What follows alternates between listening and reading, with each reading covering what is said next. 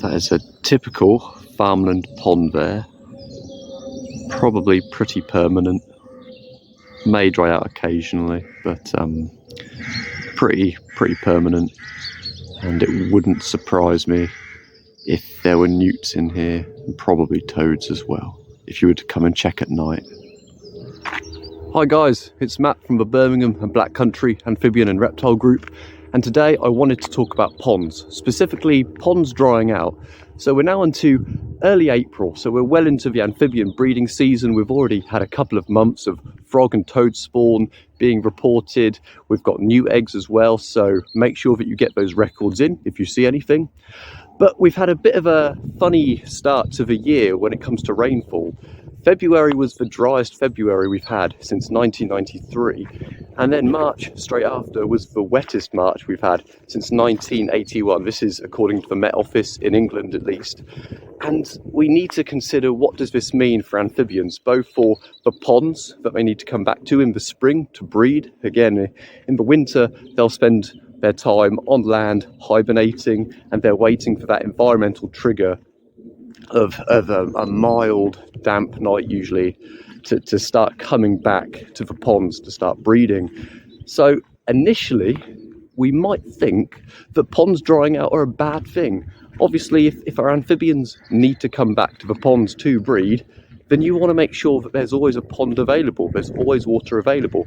And that is true. If they need water to breed, having access to not just one pond, but a variety of ponds for them to breed is always good.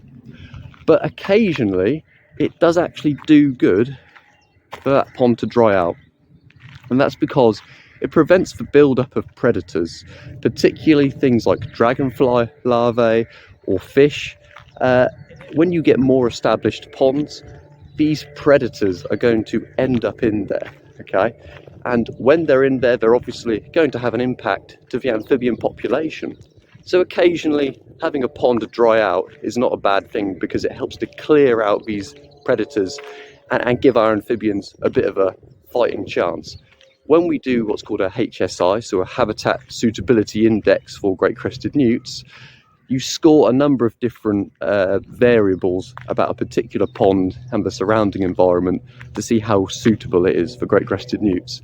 One of those things is pond permanence, and you actually find that a pond that dries out either in drought or 2 times in 10 years, they actually score better than a pond that's more permanent, purely because of that instance of removing predators from the area. Not only that, but some amphibians actually prefer ponds that are a bit more transient. Something like our common frog, Rana temporaria, the temporary frog essentially. You know, it prefers shallow ponds that can heat up quite quickly for that tadpole development. And also, if they're drying out on a semi-regular basis, then you're going to have a lack of predator accumulation. So yeah, ponds drying out are not necessarily an issue. They can be beneficial, but what we need to consider is, when does the drying out of that pond, because of changing rainfall patterns, etc., when does it become an instance where it's now just giving that pond a clean slate, and it's then a loss of aquatic habitat for the breeding season. As always, I would say that variety is the spice of life.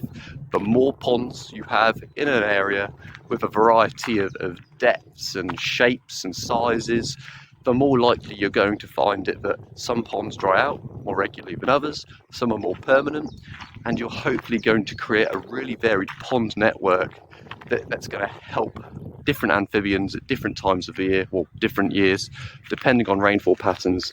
But it's something to bear in mind, because with climate change and things like that, we're definitely going to start seeing more erratic and extreme rainfall patterns, and we need to start thinking about how we manage our habitats for our amphibians in the spring. So just a quick one today. I hope that was informative. As always, if you do see any reptiles or amphibians, make sure that you get those records in. Okay? Have a good rest of your day, and I'll speak to you guys soon.